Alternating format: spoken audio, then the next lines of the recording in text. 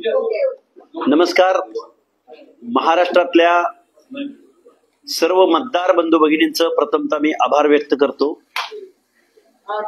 आणि त्यामध्ये विशेष करून माझ्या OBC, VJNT, SC ST, minority, SBC प्रवर्गातल्या सर्व बांधवांचं मी विशेष करून आभार मानतो. कारण निवडणुकीच्या अगोदर वेळोवेळी या महाराष्ट्रामधल्या ओबीसींना मी आव्हान केलेलं होतं की जिथं आम्ही उमेदवार दिलेले आहेत ओबीसींचे त्या उमेदवारांव्यतिरिक्त उर्वरित ठिकाणी तुम्ही या महाराष्ट्रामध्ये महायुतीला मतदान करावं असं मी अनेक प्रेसमधून या महाराष्ट्रातल्या वेगवेगळ्या शहरामध्ये या महाराष्ट्रातल्या लोकांना सांगितलेलं होतं. आणि त्याचा परिणाम या महाराष्ट्रामध्ये एक चांगल्या पद्धतीनं ओबीसी, विजयएनटी, एसबीसी म्हणजे व्यवस्थेमधल्या सर्व लोकांनी एकत्रित येऊन भरभरून मतदान केलेलं आहे. त्या सर्व ओबीसी बांधवांचं, त्या सर्व एससी एसटी प्रवर्गातल्या बांधवांचं मी विशेष आभार व्यक्त करण्यासाठी आज मी प्रेस घेतलेली आहे. आणि खरं तर ही आपली एक पायरी किंवा एक लढा आपण यशस्वी केलेला आहे, परंतु खरी लढाई आता इथून पुढे आपल्याला लढायची आहे. कारण आता जो कोणी मुख्यमंत्री या महाराष्ट्राचा होईल त्यांच्या समोर आपली एक मागणी असेल की पंचायत राजचं आरक्षण ओबीसीचं कधी सस्टेन होणार आहे, न्यायालय त्याच्यावरती कधी सुनावण्या घेणार आहे आणि त्या सुनावण्या घेण्यासाठी नवीन येणाऱ्या मुख्यमंत्र्यावरती आपल्याला खूप मोठा दबाव या महाराष्ट्रामध्ये निर्माण करायचा आहे आणि ही चळवळ आपल्याला लढायची आहे. म्हणजे पुढे आपल्याला ओबीसीचे अनेक प्रश्न आहेत, जे प्रश्न जेन्युइन आहेत, जे प्रश्न सामाजिक न्यायाचे आहेत. कोणीतरी प्रेस घेतली म्हणून मी प्रेस घ्यावी, खरं तर कंटाळा आलाय कुणाच्या तरी प्रेसला उत्तर देण्यासाठी प्रेस घ्यावी. कारण पुढचा माणूस तेवढ्या ताकदीचा पाहिजे, तयारीचा पाहिजे, त्याचं ज्ञान तेवढं पाहिजे. परंतु एक बावळट माणूस उठसूट उठतो आणि दिवसभरामध्ये 3-4 वेळा भूमिका बदलतो आणि या भूमिका बदलत असताना खोट्या माहितीच्या आधारे महाराष्ट्राला आणि विशेष करून माझ्या मराठा बांधवांच्या तरुणांच्या डोक्यामध्ये काही वेगळी माहिती पसरवून या महाराष्ट्रामध्ये सामाजिक तेढ निर्माण करतो. म्हणून वेळोवेळी महाराष्ट्रामध्ये आम्ही त्यांच्या प्रश्नाला उत्तर देण्याचा प्रयत्न केला, परंतु जरांगे नावाच्या माणसाच्या प्रश्नाला उत्तर देण्यासाठी किंवा उत्तर देण्याचा कंटाळा आलाय. महाराष्ट्रातल्या सगळ्या सुज्ञ मतदारांनी जो निर्णय घ्यायचा तो घेतलेला आहे. हाच जरांगे निवडणुकीच्या अगोदर म्हणत होता की 130 जागावरती बिमोड करायचा आहे, नायनाट करायचा आहे, सुपडा साफ करायचा आहे. मराठ्यानो आता तयारीत राहा, भुजबळांना पाडायचंय. भुजबळांचं काय नाव घेतलं की याची जहागिरी आहे का? येवल्यामध्ये सकाळपासून संध्याकाळपर्यंत 40-41 मिटिंगा घेणारा हा जरांगे म्हणला परळीमध्ये धनंजय मुंडे असं सुद्धा बोलला नाही हा, तर धन्या म्हणला, धन्याला पाडायचंय. कळमनुरीमध्ये पाडायचंय म्हणला, परत गंगाखेडला पाडायचंय म्हणला, जत मध्ये पाडायचं म्हणला. अशा अनेक मतदारसंघ आहेत की या लोकांना आपल्याला पाडायचंय. हा मेसेज या माणसानं महाराष्ट्रामध्ये दिला. पण याच जरांगेला माझं सांगणं आहे की तू जिथं जिथं मेसेज दिला तिथं तिथं विक्रमी मतानं ही माणसं निवडून आलेली आहेत. त्यामुळं ही मला वाटते जरांगेच्या नावानं ही मी अगदी शेवटची प्रेस घेईन. इथून पुढे ओबीसीचे अनेक प्रश्न आहेत. ओबीसीची जातनिहाय जनगणना आहे, ओबीसीना सामाजिक न्याय मिळणं आहे, ओबीसीना बजेटरी तरतूद मिळणं आहे, ओबीसीच्या मुलांच्या वसतिगृहाचा प्रश्न आहे, महाज्योतीचे प्रश्न सुटावेत म्हणून अनेक प्रश्न आहेत, पदोन्नतीचा प्रश्न आहे, दलित बांधवांचे प्रश्न आहेत. एक व्यापक स्वरूपाचा लढा या महाराष्ट्रामध्ये आम्ही उभा करत आहोत. आणि आता येऊ घातलेल्या मुख्यमंत्र्यांना किंवा शासनाला आम्ही शुभेच्छा व्यक्त करतो, कारण आम्ही आमची भूमिका पार पाडलेली आहे.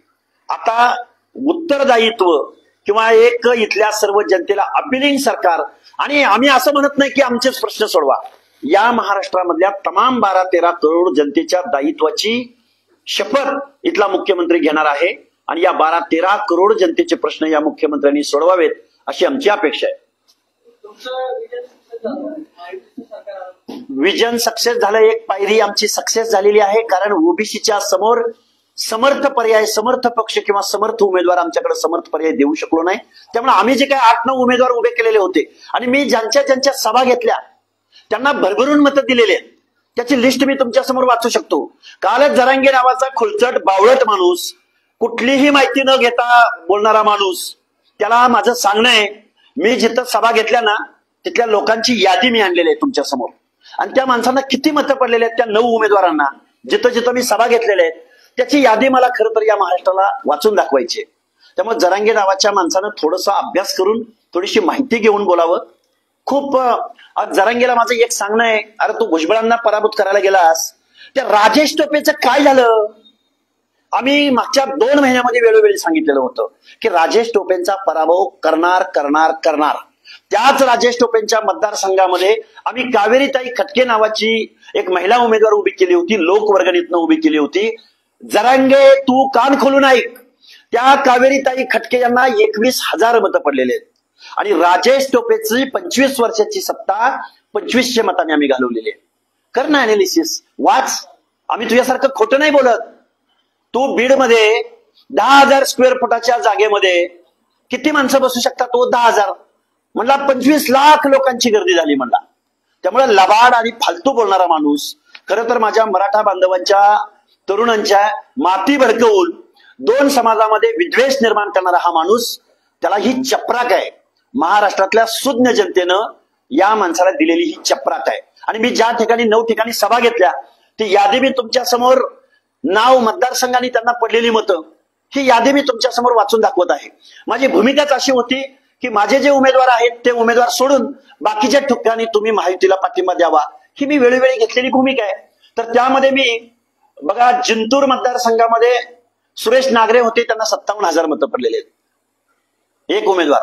दुसरा उमेदवार अहमदपूर चाकूर मतदारसंघामध्ये आमचे गणेशदादा हाके पाटील निवडणुकीला उभे होते, त्यांना 63,000 मतं पडलेली आहेत. कावेरीताई खटके नावाची एक महिला उमेदवार उभी केली होती, लोकवर्गणीतनं उभी केली होती. जरांगे तू कान खोलून ऐक, त्या कावेरीताई खटके यांना 21,000 मतं पडलेले आहेत आणि राजेश टोपेची 25 वर्षाची सत्ता 2500 मतांनी आम्ही घालवलेली आहे. कर ना अनालिसिस, वाच. आम्ही तुझ्यासारखं खोटं नाही बोलत. तू बीडमध्ये 10,000 स्क्वेअर फुटाच्या जागेमध्ये किती माणसं बसू शकतात? तो 10,000 म्हणला 25 लाख लोकांची गर्दी झाली म्हणला. त्यामुळे लबाड आणि फालतू बोलणारा माणूस, खरं तर माझ्या मराठा बांधवांच्या तरुणांच्या माती भडकवून 2 समाजामध्ये विद्वेष निर्माण करणारा हा माणूस, त्याला ही चपराक आहे. महाराष्ट्रातल्या सुज्ञ जनतेनं या माणसाला दिलेली ही चपराक आहे. आणि मी ज्या ठिकाणी 9 ठिकाणी सभा घेतल्या ती यादी मी तुमच्या समोर, नाव मतदारसंघाने त्यांना पडलेली मतं, ही यादी मी तुमच्या समोर वाचून दाखवत आहे. माझी भूमिकाच अशी होती की माझे जे उमेदवार आहेत ते उमेदवार सोडून बाकीच्या ठिकाणी तुम्ही महायुतीला पाठिंबा द्यावा, ही मी वेळोवेळी घेतलेली भूमिका आहे. तर त्यामध्ये मी बघा, जिंतूर मतदारसंघामध्ये सुरेश नागरे होते, त्यांना 57,000 मतं पडलेले आहेत, एक उमेदवार. दुसरा उमेदवार अहमदपूर चाकूर मतदारसंघामध्ये आमचे गणेशदादा हाके पाटील निवडणुकीला उभे होते, त्यांना 63,000 मतं पडलेली आहेत. जरांगे नीट माहिती घे, आणि मी जर काही चुकीचं बोलत असेल तर तुझ्या सल्लागारांना विचार. मी तुम्हाला गणेश हाकेबद्दल सांगितलं. बघा, माजलगाव मतदारसंघ बीड जिल्ह्यातला माधव तात्या निर्मळांना आमचा पाठिंबा होता, तिथे त्यांना 35,000 मतं पडलेले आहेत. जरांगे परत कान खोलून ऐक, आमच्या प्रियंकाताई खेडकर गेवराई, जिथं तू बालेकिल्ला समजत होता ना, त्या गेवराईमध्ये आम्ही प्रियंकाताई खेडकर यांना उभं केलं होतं. 31,200 मतं तिथं पडलेले आहेत माझ्या उमेदवाराला. कान खोलून ऐक, 800-900 लबाड बोलायचं नाही, महाराष्ट्राच्या जनतेला उल्लू बनवायचं नाही. परत तुम्हाला सांगतो, प्रवीण रणबागुल, एक मातंग समाजामधला एक ऊसतोड मजुराचा मुलगा मी भूमबरांड्याला उभा केलेला होता. त्या ठिकाणी प्रवीण रणबागुल या एससी समाजातल्या तरुणाला एकदम तोकड्या साधनानिशी तो निवडणूक लढला. त्यांना मतं पडलेली आहेत, 11,000 मतं पडलेली आहेत. आणि तिथं निवडून आलेला तुझा उमेदवार किती आहे आणि किती फरक आहे हे तुला माहिती आहे, चांगलं तुला सांगायचे. बघा, परत डॉक्टर स्नेहल सोनकाटे नावाच्या तुळजापूरमध्ये एक महिला उमेदवार उभ्या केल्या होत्या, त्यांच्या मी सभा घेतल्या होत्या, त्यांनाही 11,000 ते 12,000च्या दरम्यान मतं पडलेली आहेत. त्याचबरोबर रामप्रसाद थोरात परतूर मंठ्याला आम्ही एक उमेदवार उभे केले होते, तिथं त्यांना मतं पडलेली आहेत 30,000. त्यामुळे जरांगेंनी काल प्रेसमध्ये महाराष्ट्रासमोर सांगितलं की हाकेनं जिथं सभा घेतल्या तिथं 800-900 मतं पडली. अरे जरांगे, बावळट माणसा, नाक गेलं तरी भोक उरलं म्हणण्याची तुझी अवलाद, तुला कळायला पाहिजे की महाराष्ट्रामध्ये तुझा काय पोतेरा केलाय महाराष्ट्रातल्या जनतेनं. आणि म्हणतो 205 आमदार निवडून आणले. अरे ते कुठं जाणार आहेत? आणि त्यांनी कुणाचा फोटो लावून मतं मागितली? मला त्या खोलामध्ये जायचं नाही. खरं तर जी माणसं निवडून आलेले आहेत त्यांना आमच्या हार्दिक शुभेच्छा आहेत. जे निवडून आलेत त्यांना आम्ही जाहीर भूमिका घेतली की महायुतीच्या बाजूने तुम्हाला मतदान करायचंय म्हणून, पण तू जाहीर भूमिका घेतली नाहीस. तू 130 आमदार पाडायला निघाला होतास. तू देवेंद्र फडणवीसांच्या कुटुंबापर्यंत गेलास. मॉर्फिंग करून तू सोशल मीडियावर धुमाकूळ घातलास. पण जनतेनं तुझं थोबाड फोडलेलं आहे. त्यामुळे इथून पुढच्या कालावधीमध्ये जबाबदारीनं तू वागलं पाहिजेस. तू जे काही काल बोललास ना, त्या प्रत्येक प्रश्नाचं उत्तर आमच्याकडे आहे. पण आम्ही महाराष्ट्र ही छत्रपती शिवरायांची रयत आहे. आणि तू ज्या ज्या माणसांना पराभूत करायला गेला होतास, ओबीसीच्या माणसांनी एकदम चांगल्या पद्धतीचा निर्णय या महाराष्ट्रात घेतलेला आहे. आम्ही महाराष्ट्रातल्या ओबीसीची भूमिका घेणाऱ्या आणि ओबीसीला जवळचा वाटणाऱ्या पक्षाची आम्ही माणसं आहोत.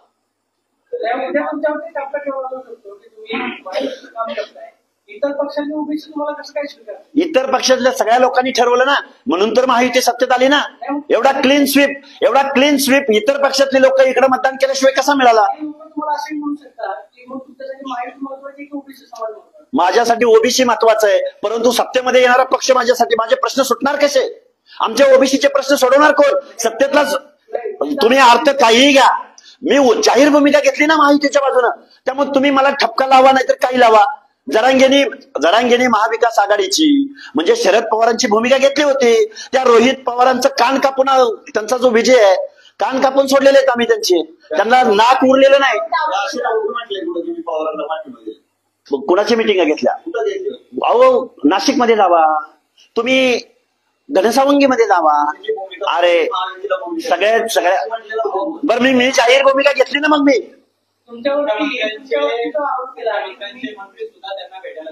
सगळे जात होते.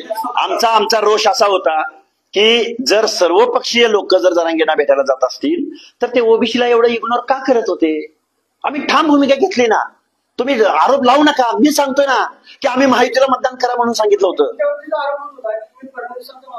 तुम्ही कुणाचाही आरोप करा, कुणाचाही करा.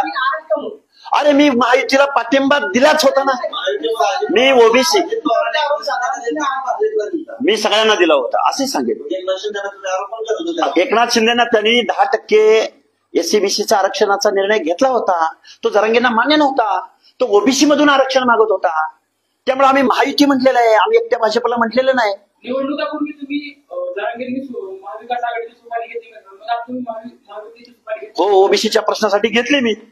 कारण जर शरद पवार निवडणूक जिंकले असते, महाविकास आघाडी जिंकली असती, ज्यात 8 खासदारांनी लेखी पत्र जरांगेला दिली, जो सोनवणे बाप्पा म्हणला की मी जरांगेमुळे निवडून आलो, तर मी महायुतीला पाठिंबा दिला तर प्रॉब्लेम काय आहे तुमचा?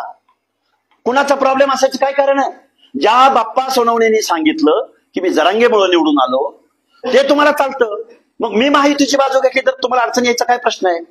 त्या बीड जिल्ह्यामध्ये 6च्या 6 आमदार निवडून आणण्याची भाषा ज्या बाप्पा सोनवणेंची होती, तिथं 6च्या 6 उमेदवार महायुतीचे निवडून आलेले आहेत. आम्ही घेतली ना भूमिका.